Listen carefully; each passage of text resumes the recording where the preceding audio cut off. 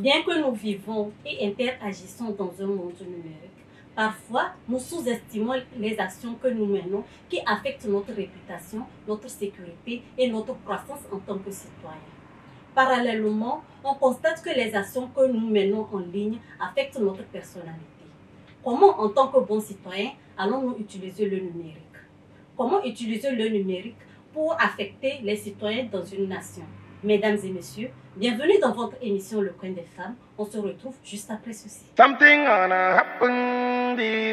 Vous êtes étudiant, professionnel disposant des notions de base en comptabilité. Le cabinet d'expertise comptable KG Afrique & Associates vous offre une formation 100% pratique en comptabilité, audit et fiscalité. Avec des formateurs expérimentés et compétents, ressortez aguerris tout en bénéficiant d'un stage de perfectionnement si vous êtes meilleur de votre promotion. La formation révèle l'aptitude et le terrain révèle la compétence. Pour avoir à son arc cette attitude et cette compétence, ne vous faites donc pas compter cet événement. Pour plus de renseignements, contactez-le 90 94 32 95.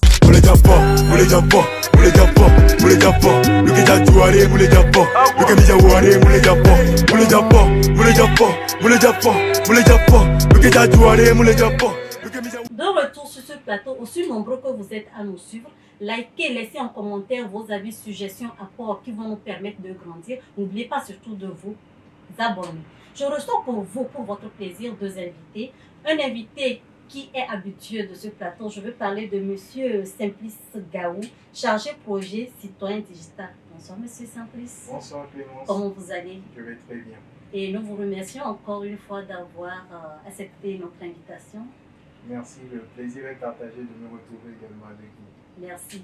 Et une autre chouchou que j'apprécie très bien est Madame Bettina Koudji, chargée digitale et com. Bonsoir Madame. Bonsoir. Comment vous allez? Je vais bien, vous. Je vais très bien également. Nous vous remercions également d'avoir accepté notre invitation. Merci pour l'invitation. Et toujours au taquet, toujours en forme pour votre plaisir, pour améliorer votre vocabulaire. Et Licovine, bonjour Licovine. Bonjour. Comment tu vas? Je vais bien et toi? Je vais très bien également. Sans transition, Licovine pour 1 minute, 1 mot. Merci beaucoup. Bonjour mes amoureux de la langue de Molière, j'espère que vous allez bien. Alors comme à l'accoutumée, nous allons à la découverte d'un nouveau mot qui sans doute va vous permettre d'améliorer votre vocabulaire. Il s'agit du mot fat, du latin fatus qui signifie qui n'a pas de goût, insensé. Le mot fat caractérise une personne qui montre sa prétention de façon déplaisante et qui est un peu ridicule. Comme exemple, ne fais pas attention à son air prétentieux, cet homme est connu pour être un fat et ne mérite pas notre attention à son égard. Un autre exemple pour enrichir, je vous donne la citation de Henri de Renier qui dit « L'homme est un fat. Il suffit d'être supporté pour se croire indispensable. » J'espère que vous avez aimé et apprécié ce nouveau mot. On se retrouve dans un autre numéro. Merci. Merci Licovine. Merci. Nous revenons dans le vif du sujet à travers la première question que je m'en vais poser à M. Simplice. Pour vous, c'est quoi la citoyenneté numérique? D'accord, merci beaucoup Clémence pour cette question. Alors la citoyenneté numérique, en fait, je vais d'abord définir la citoyenneté très rapidement. C'est le fait pour une personne de se reconnaître comme appartenant à un territoire donné, de jouir des droits relatifs à ce territoire et d'assumer également ses devoirs et ses responsabilités. Maintenant, au niveau numérique, tout ce qu'on a dit, il va le faire à travers des outils numériques. Dans la citoyenneté numérique, c'est l'expression de la citoyenneté qu'on connaît sur le monde physique dans le secteur numérique à travers des outils numériques. Merci beaucoup. Je ne sais pas si Mme Bettina a quelque chose à ajouter là-dessus. Donc, pour revenir sur ce que Simplice a dit, donc la citoyenneté numérique, c'est en fait l'ensemble des droits et des responsabilités qu'un individu présente dans une sphère numérique en fait. En restant dans le même cadre, suite à votre définition, comment comprenez-vous l'éducation à la citoyenneté numérique? D'accord, merci pour la question. L'éducation de la citoyenneté numérique, c'est ça? Oui. C'est l'ensemble des initiatives, je dirais, qu'on met à la disposition de l'individu, peu importe son âge, pour déjà l'initier à tout ce qui est outil numérique, pour lui permettre d'en faire un usage bon. Okay. Et on reste toujours dans le même contexte pour recueillir l'avis de M. Simplice. Oui, comme elle a dit, c'est l'ensemble des initiatives qu'on met en place pour initier les populations, que ce soit surtout les populations à la base, puisque la citoyenneté n'est pas réservée à une élite, donc surtout les populations à la base, pour qu'elles puissent s'exprimer à travers le numérique. Donc ça passe déjà par la vulgarisation des outils. Essentiellement, aujourd'hui, on a, on va dire, deux points d'accès au numérique dans notre contexte. C'est le smartphone et l'ordinateur. Donc déjà que les gens sachent utiliser ces outils-là. Et ensuite, maintenant, on va ajouter les notions de citoyenneté. Par exemple, le civisme, avoir du respect pour les autres citoyens, avoir du respect pour les emblèmes, les bâtiments publics, avoir aussi de la solidarité à travers le numérique. Donc, c'est un peu tout ça qui rentre dans l'éducation à la citoyenneté numérique. Une éducation pour apprendre à utiliser les outils et maintenant une éducation sur l'éthique et les bonnes pratiques citoyennes. Et à quel âge commence cette éducation? Bon, pour l'âge, on va dire dès le bas âge. C'est dès le bas âge, dès que l'enfant est en mesure. Parce qu'aujourd'hui aussi en termes sanitaires, il y a un âge où enfin, en bas d'un âge, il ne faut pas exposer l'enfant à un écran ou tout. Donc à partir de, bon, je sais pas, maternelle, primaire déjà, quand c'est OK côté sanitaire, on peut commencer à éduquer l'enfant sur le numérique, sur la citoyenneté numérique. Et je pense que l'éducation ne finit jamais, parce qu'on apprend toujours, même à 110 ans, 80 ans, on peut toujours continuer à apprendre plus sur le numérique et la citoyenneté. Ok. Et cette éducation débute où? Bon, là, la première forme d'éducation, elle doit partir de la maison, parce que c'est le premier lieu. C'est vrai qu'aujourd'hui aussi, on assiste au fait que la génération, en fait, on a une nouvelle génération qui est en avance numériquement par rapport aux prédécesseurs. Aujourd'hui, les enfants, ils sont très smart. Des fois, même, c'est eux qui montrent aux parents. Oui, Donc, il y a cette petite fracture. Mais au-delà de ça, normalement, ça commence à la maison et ça se poursuit à l'école et évidemment même dans la rue. Dans toutes les interactions, on apprend. Mais essentiellement la maison et l'école. Et moi, je suis profane dans le domaine numérique. Par exemple, disons que j'ai 5 ans, 6 ans. Et je sais quand même utiliser le BABA d'un smartphone. Comment maintenant je peux m'éduquer par rapport à ce smartphone? Déjà à 6 ans, si on vous laisse utiliser le smartphone sans contrôle parental, c'est déjà une erreur. Normalement, le parent qui vous remet le smartphone à 6 ans, normalement doit au moins configurer cela ou orienter ce que vous avez. Vous ne pouvez pas être libéré, enfin, vous ne pouvez pas faire tout ce que vous voulez normalement à 6 ans. Parce que c'est souvent l'erreur que les gens font. Il y a des enfants qui sont exposés à des contenus qu'ils ne doivent pas normalement inappropriés. Donc déjà, il faut qu'il y ait un contrôle parental. Et c'est le tuteur ou bien votre parent, en fait, qui va vous orienter sur des sites selon ce que vous avez besoin de savoir. À 6 ans, je ne pense pas qu'un enfant sache tout seul ce qu'il a visité.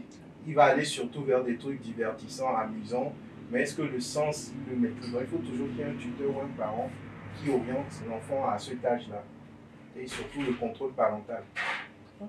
Donc, disons, si je vous ai bien compris, je veux que nos téléspectateurs qui nous suivent nous comprennent aussi. Si je vous ai bien compris, à 5 ans, 6 ans, si j'ai ma tablette ou bien mon smartphone, donc ce qui veut dire que mon parent, bien, les parents doivent codifier ça de telle manière que je reçoive des dessins animés éducatifs. Donc, qui, selon leur avis, en tant que parent éducateur, c'est bon pour ma croissance et mon éducation, c'est ça? Exactement, parce qu'aujourd'hui, l'erreur, les gens donnent juste la tablette à l'enfant et on le laisse. Donc, vous devez surveiller même les contenus. C'est pour ça qu'aujourd'hui, il y a la possibilité d'avoir l'historique. Parce que moi, je suis étonné, des fois, vous avez des enfants qui ont des langages déplacés parce que justement, ils suivent des choses où on dit cela et lui reproduit. Parce que l'enfant, c'est un tableau vierge. Tout ce qu'il voit, il imprime et il ressort. Donc, c'est très important que les tuteurs soient là.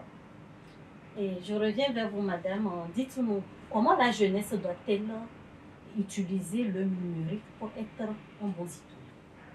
D'accord. Alors, au niveau de la jeunesse, je pense que dans un premier temps, après avoir été initié à tout ce qui est outils numériques, ils doivent aussi connaître les dangers auxquels ils sont exposés. Parce que voilà, Internet, c'est un village mondial en fait. Vous avez accès à toutes sortes d'informations qui ne sont pas forcément bonnes pour votre croissance, pour votre développement.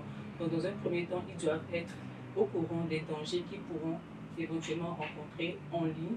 Et ensuite, puisque déjà de base, ils ont une éducation à la citoyenneté, donc combinés ensemble, ils savent déjà comment se comporter sur les réseaux sociaux, les comportements à adopter, à ne pas adopter. Parce qu'en fait, quand tu es sur les réseaux sociaux, tu reflètes un peu l'image de ton pays ou peut-être de ta famille. Donc, comment combiner ces deux mondes-là pour que, en étant sur les réseaux sociaux, bien sur les plateformes, la personne puisse adopter un comportement honorable, louable. Monsieur Simplice, Non, je pense qu'elle l'a dit. Aujourd'hui aussi, comme elle a dit, on reflète une image. Donc, il ne faut pas qu'on pense que parce qu'on n'est pas physiquement devant quelqu'un, on peut faire tout ce qu'on veut. Non. Donc, même derrière un écran, on a un devoir, une responsabilité. je rebondis toujours sur ce que vous venez de dire. Dites-moi, est-ce que vous êtes pour l'éducation numérique en secondaire et au lycée, disons? Si on prend l'exemple chez nous, c'est vrai, les élèves doivent avoir des salles d'internet ou bien des salles avec des ordinateurs, ils vont naviguer. Mais quand ils vont naviguer, est-ce qu'il y a des profs? Est-ce que l'éducation a mis en place des profs qui sont là pour les éduquer spécialement pour ça? C'est vrai que sur internet on a des tutoriels, mais est-ce que ces tutoriels, les enfants ou bien les jeunes vont là-bas pour s'éduquer? Non. Parce que je sais, seuls les conscients le font, disons-nous la vérité. Mais est-ce que dans les classes où les jeunes sont plus ou moins responsables, ils peuvent aller eux-mêmes sur le net et chercher des trucs? Est-ce qu'il y a un professeur physique à côté, à part les tutoriels qu'on voit sur YouTube, pour pouvoir éduquer ces jeunes et les orienter encore plus? Oui, bon, selon ma connaissance, je pense qu'il faut, comme vous l'avez dit au secondaire et au lycée, avoir un cours dénommé citoyenneté numérique. Parce qu'on a un cours de civisme qui ne tient pas compte du numérique. Et ensuite, on a un cours d'initiation à l'informatique qui ne tient pas compte de la citoyenneté. Alors que quand les deux domaines se rassemblent, il y a de nouvelles fonctions, bien de nouveaux contenus qu'il faut approfondir avec l'élève. Par exemple, quand on fait le civisme, on ne va jamais vous parler, par exemple, du fait qu'il faut publier. Parce qu'on sait qu'en termes physiques, pour publier, par exemple, je donne un exemple, un jeune, pour qu'il diffuse à 1000 personnes, physiquement, ça lui demande énormément de moyens. Je ne vais pas me promener dans un taxi et faire. Donc, on n'aborde pas ce sujet-là. Et quand on fait aussi l'initiation à l'informatique, on dit non, il faut utiliser Word comme ça. Je vais même aller plus loin. Ici, il ne s'agit pas simplement de parler de Word, mais de parler de l'Internet. Et je crois que même l'initiation à l'Internet, il n'y a même pas encore. C'est Word, Excel, les suites Microsoft aussi. Donc, vraiment, quand on va sur le net, c'est d'autres réalités. Il faudrait vraiment penser au curricula qui vont intégrer une session d'éducation à la citoyenneté numérique. Et ça va éviter aussi beaucoup de dérives. Et comment aborder cela pour que les autorités qui nous écoutent derrière leur petit écran prennent ça en charge, prennent ça en compte plutôt pour pouvoir mettre ça en place pour les années futures? Bon, moi je dirais que c'est un appel pour qu'ils le fassent. Moi je dirais une citation, je l'avais sur ma trousse quand j'étais au collège. Je crois que c'était la jeunesse et l'avenir de la nation, quelque chose comme ça. Donc ça veut dire qu'aujourd'hui, il faut investir dans cette jeunesse. Et pour justement atteindre l'objectif que la nation togolaise ait un avenir radieux. Donc ça, je pense que c'est le premier élément pour lequel les décideurs ou les premiers responsables doivent vraiment miser pour que la jeunesse soit au fait et au courant des dangers et des opportunités. Parce que vous allez sûrement constater cela, on a de plus en plus de cas, de scandales, et qui touchent les jeunes. Ce n'est même plus les grandes personnes qu'on a vu, c'est des jeunes qui sont au lycée, qui sont au collège. Il y a eu des cas même au Togo avec des exclusions. Donc ça veut dire que c'est un phénomène vraiment qu'il faut prendre à bras le corps. Et nous marquons une petite pause, on se retrouve juste après ceci. Vous êtes étudiant, professionnel disposant des notions de base en comptabilité. Le cabinet d'expertise comptable KG Afrique & Associates vous offre une formation 100% pratique en comptabilité, audit et fiscalité. Avec des formateurs expérimentés et compétents, ressortez aguerris tout en bénéficiant d'un stage de perfectionnement si vous êtes meilleur de votre promotion. La formation révèle l'aptitude et le terrain révèle la compétence. Pour avoir à son arc cette aptitude et cette compétence, Ne vous faites donc pas compter cet événement. Pour plus de renseignements, contactez le 90 94 32 95. Mule japa, mule japa, mule japa, mule japa. Luke jatuare, mule japa. Luke mijaware, mule japa, mule japa, mule japa, mule japa, mule japa. Luke jatuare, mule japa. De retour sur ce plateau, très chers téléspectateurs, je m'en vais poser la prochaine question à mademoiselle Bitina. Comment certaines institutions, à l'instar de l'OTR par exemple, utilisent le numérique pour en faire certaines lois pour le citoyen? D'accord. L'OTR, je dirais, maintenant permet à la population de pouvoir payer des factures en ligne. Ça, c'est des services qu'ils ont digitalisés, je peux le dire. Il y a plein d'autres entreprises aussi, à l'instar des banques, qui aussi permettent de faire des transactions en ligne. Par exemple, je dirais, pareil au niveau de la CET, qui permet aussi à travers le service Timoni Flouz de payer des factures. Et ça permet à certaines personnes qui ne peuvent pas se déplacer en personne de pouvoir répondre à leurs responsabilités dans ce sens-là. Donc je pense que c'est déjà une bonne chose parce que nous sommes dans une ère numérique, tout le monde a accès à un téléphone portable, à un ordinateur. Et ça ne serait pas très intéressant de continuer avec les anciennes pratiques alors qu'on a un outil qui nous permet de faciliter l'accès à tous ces avantages-là. Merci beaucoup. Monsieur Simplice, vous voulez enrichir? Comme elle a dit, par exemple, au niveau de l'OTR, grâce à cette plateforme numérique, le citoyen peut réaliser son devoir de participer économiquement à la vie de la nation. En tout cas, moi, ces applications nous ont permis à l'université de ne plus se réveiller à 4 h du matin pour faire la Sur ce point, en tout cas, je suis tellement satisfaite. Nous continuons avec la prochaine question. Oui, continue. Existe-t-il des domaines clés de la citoyenneté numérique? Oui, il y a plusieurs domaines dans la citoyenneté numérique, enfin que la citoyenneté numérique peut embrasser. Par exemple, on a le domaine de la sécurité en ligne, où les citoyens, bien au-delà de l'aspect physique, comme on a aussi la sécurité physique, en ligne aussi, il faut promouvoir la sécurité. Et là, il y a des menaces comme les arnaques, le cyberharcèlement. Et donc, pour que le citoyen numérique puisse jouir du droit, le droit à la sécurité en ligne, le droit à l'éducation et tout, il faut prévenir ces menaces-là. Donc la citoyenneté numérique travaille également sur ces modèles pour que l'expression numérique de la citoyenneté ne soit pas entachée. On a également l'engagement civique qui peut être fait en ligne. Comme je l'ai dit par exemple pour l'OTR, vous pouvez participer financièrement, votre devoir de participation économique. Vous avez également par exemple les cagnottes. Avant, on avait des cas où on appelait peut-être à cotiser. Aujourd'hui, on a des cagnottes en ligne où le citoyen peut simplement envoyer par Timoni, Flouz ou carte bancaire pour montrer son engagement pour des causes humanitaires et autres. Nous avons, dans notre pays, ce n'est pas encore le cas, mais dans d'autres pays, il y a la possibilité de voter en ligne. Donc, ce qui permet aux citoyens de réaliser son droit et devoir de vote, mais pas de manière physique en étant chez lui. Donc, ce n'est pas encore effectif ici, mais c'est pour montrer un peu les domaines où la citoyenneté numérique peut interagir. Donc voilà, quelques domaines, il y en a encore d'autres. Il y a par exemple le respect, pour promouvoir le respect et tout, en ligne. Bon, peut-être Betty aussi va vous en parler pour les fake news. Voilà, il y a pas mal de domaines. Oui, bien sûr. Pour la sécurité en ligne, je dirais, comme il a dit, par rapport aux fake news, il y a des plateformes qui permettent de vérifier les informations qu'on divulgue parce que la plupart des citoyens n'ont pas cette éducation-là par rapport à la diffusion des informations qu'ils reçoivent. C'est très dangereux parce que diffuser des fausses informations est puni par la loi.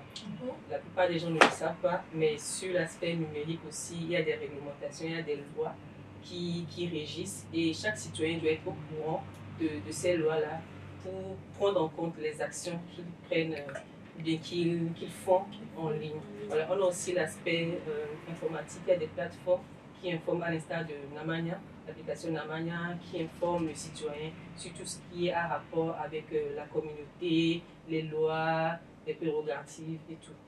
Merci beaucoup. Exactement. Par exemple, concernant les fake news, aujourd'hui j'ai reçu un message que fort les enseignants publics, quelque chose là. Ouais, je sais que c'est fake news. Non, mais tu n'as Non, pas retenu le je sais, message. non, je sais que c'est fake news, mais l'autre fois, dans une formation, on nous a dit que quand la chose termine par HTTPS là, que c'est pas fake news. Mais Oui. il y a S là-bas, mais je me dis que non. En fait, ça aussi, il faut faire peut-être une distinction. Ouais. Quand ça fait HTTP, ce n'est pas forcément que le site est mauvais. Ok, Ça veut dire juste que le site n'est pas sécurisé. ok. Mais ça ne veut pas dire Ah, que le site est mauvais. Ok. Ça veut dire que quand vous allez sur ce genre de site, vous avez plus de chances que des pirates ou des trucs vont vous donner. Ok. Donc un site HTTP n'est pas forcément un site fait pour nuire. C'est Ok. juste que la personne n'a pas mis le certificat de sécurité. Sécurité. Et c'est le S qui vient pour HTTPS. Ok. Mais maintenant, même les arnaqueurs peuvent faire un site HTTPS. Hein. Ça dépend du niveau d'arnaque. Ok. Merci beaucoup. Et dites-nous alors, quel est l'outil utilisé ou bien les outils utilisés dans chaque domaine? Bon, on va faire ça de façon globale parce que sinon, C'est bon. voilà. Oui, déjà, par exemple, les premiers outils dans la citoyenneté numérique, ce sont les sites de l'État. L'État aujourd'hui a beaucoup de sites, le site de la présidence qui permet d'informer le citoyen. Il y a un site, par exemple, de la présidence ou de l'Assemblée. Il y a plusieurs ministères, gouv.tg, et ça a pour but déjà de permettre aux citoyens de s'informer et parfois de pouvoir exercer ses droits. Par exemple, aujourd'hui, on fait les casiers judiciaires en ligne. Donc, c'est le droit à la documentation ou à avoir les pièces légales. Donc, il y a également tout un processus de digitalisation des services qui est mis en place par l'État. Nous avons les applications mobiles, comme elle l'a dit, il y a l'application Namania. Il y a d'autres applications aussi qui permettent d'avoir des condensés de l'actualité, des condensés sur les communes, la décentralisation. La GIZ également, par exemple, met en place des revues, ou bien des plateformes. Il y avait une plateforme que j'avais vue à Thiviers qui avait été faite avec l'ambassade américaine et qui avait pour but de permettre aux citoyens de signaler les fuites d'eau. C'est-à-dire, vous êtes là, vous voyez une pompe qui est cassée, avec le truc, vous localisez, vous envoyez, et ça permet de vite venir. Donc, c'est un outil qui avait été fait par l'ambassade américaine et la commune, mais bon, je ne sais pas la suite actuelle. Mais ce sont des genres d'applications comme ça. Vous avez Namania, vous avez également des web-séries Nunia. Nunia, c'est une web-série qui permet de parler des questions. Donc, tout ça pour informer. Il y a aussi des web-séries qui ont été faites par Plan Togo pour sensibiliser sur les violences. Donc, tout ça, ça permet aux citoyens d'avoir l'information et aussi de pouvoir interagir. Bon, il y a également les réseaux sociaux, mais ça, peut-être Bettina aussi va en parler. Oui, les pages sur les réseaux sociaux, les pages plutôt des institutions sur les réseaux sociaux qui permettent de garder un certain lien entre l'entreprise, l'institution et la population. Ça permet de véhiculer des informations sûres et de pouvoir garder cette proximité-là avec les gens avec qui nous interagissons, avec les gens avec qui nous avons des services. Et nous vous remercions pour votre intervention. En 3 mots de fin et conseils pour nos chers téléspectateurs. Je commence par M. Saint-Christophe. Donc, la première chose que je dirais, c'est de ne pas avoir peur d'utiliser ces outils. Aujourd'hui, des fois, les gens ont peur de parler sur les réseaux sociaux des problèmes importants. Je ne parle pas de parler de tout et de rien, mais des problèmes importants. Parce que c'est aujourd'hui les réseaux sociaux et ces outils apportent une nouvelle façon de collaborer avec les autorités. Je vais donner l'exemple, je ne sais pas si vous aviez vu la route Carrefour d'Onou, Pharmacie Nation, Total, Didjolé, il y avait des trous. Il y a quelques mois, il y avait 3 trous. Et les gens ont commencé à filmer ça sur Twitter. Et quelques temps après, la commune a réagi. Ça veut dire que ce sont des moyens pour le citoyen de participer à l'amélioration. C'est vrai qu'on pourrait le faire sans être en ligne, mais aujourd'hui, il faut profiter vraiment du numérique. Merci. Madame Bettina? Oui, et moi je dirais aussi que les parents ont un gros rôle à jouer dans ce problème de citoyenneté numérique-là, parce que déjà, l'éducation, elle est faite à la maison. Dans un premier temps, ils doivent éduquer leurs enfants à être de bons citoyens, que dehors, lorsqu'ils sont en contact avec tout ce qui est outils numériques, qu'ils ne soient pas dépaysés ou qu'ils ne soient pas confrontés à des difficultés auxquelles ils ne savent pas comment réagir. Donc les parents ont un grand rôle à jouer dans ce domaine de citoyenneté numérique. Merci, madame. C'est ainsi que nous refermons l'émission du jour. Nous espérons que vous avez aimé, vous avez appris quelque chose. Laissez en commentaire vos avis, suggestions et les sujets dont vous aimeriez qu'on débatte. On se fera un plaisir de vous satisfaire. Notre devise maintenant, dans le coin des femmes, c'est abonnez-vous, abonnez-vous, abonnez-vous, abonnez-vous. À la prochaine. Bye.